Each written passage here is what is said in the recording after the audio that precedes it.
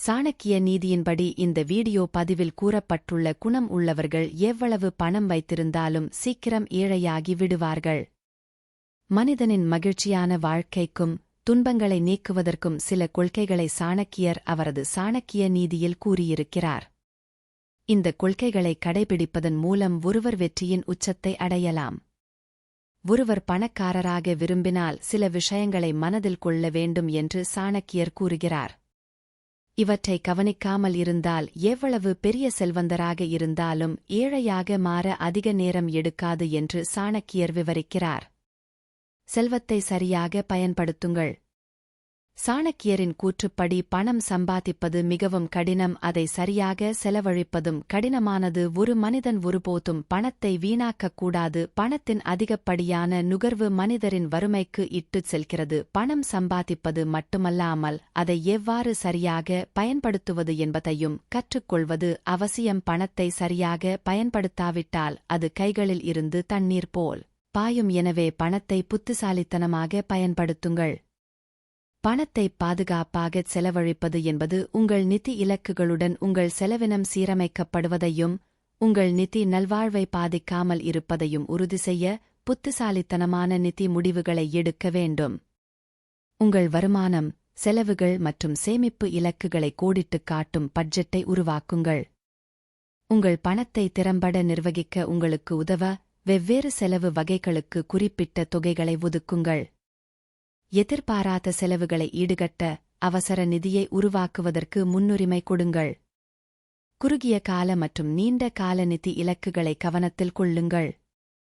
விடுமுறைக்காகவோ வீட்டிற்காகவோ அல்லது ஓய்வுக்காகவோ சேமிப்பாக இருந்தாலும் தெளிவான இலக்குகள் உங்கள் செலவின முடிவுகளை வழிநடத்தும்.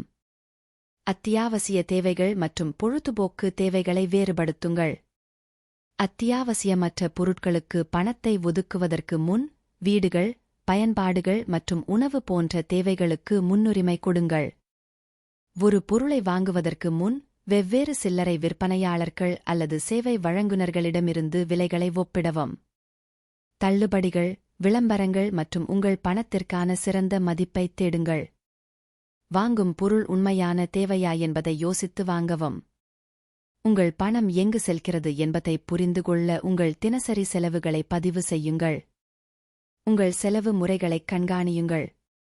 உங்களிடம் கடன்கள் நிலுவையில் இருந்தால் திருப்பிச் செலுத்துவதற்கு முன்னுரிமை கொடுங்கள். முதலில் அதிக வட்டி கடன்களில் கவனம் செலுத்துங்கள் மற்றும் வட்டி செலுத்துவதில் சேமிக்க கடனற்றதாக மாற முயற்சி செய்யுங்கள். புதிய வாகனம், வீட்டுப் பழுதுபார்ப்பு அல்லது முக்கிய உபகரணங்கள் போன்ற குறிப்பிடத்தக்க செலவுகளை திட்டமிட்டுச் சேமிக்கவும். முன்கூட்டியே பணத்தை ஒதுக்கி வைப்பது நிதி நெருக்கடியைத் தடுக்கலாம்.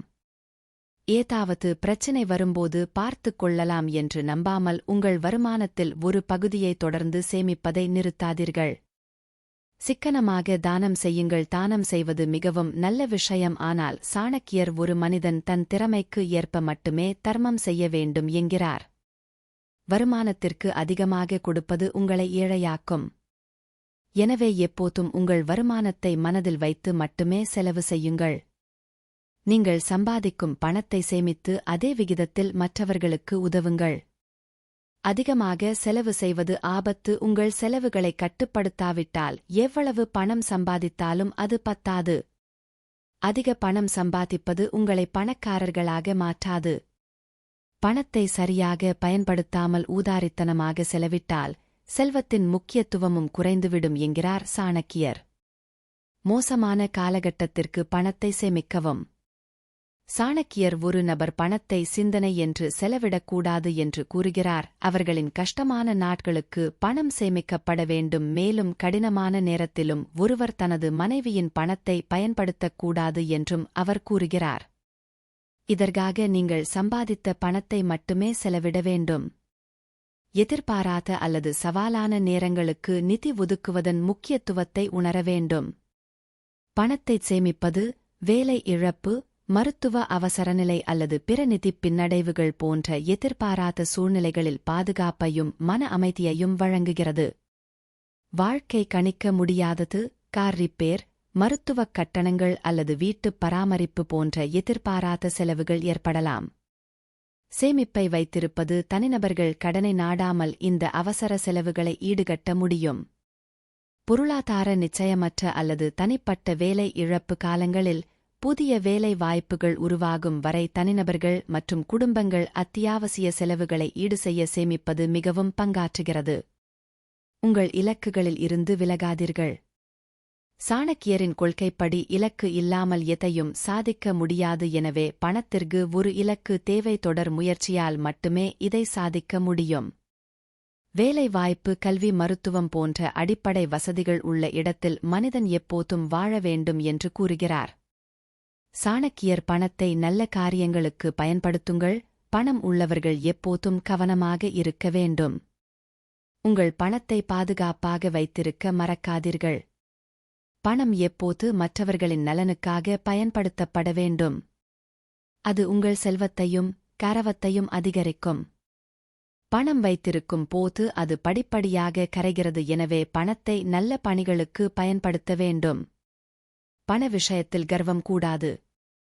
ஒருவர் தனது பணத்தைப் பற்றி கர்வம் கொள்ளக்கூடாது என்றும் தன் குணத்தில் எப்போதும் பணிவாக இருக்க வேண்டும் என்றும் கூறுகிறார்.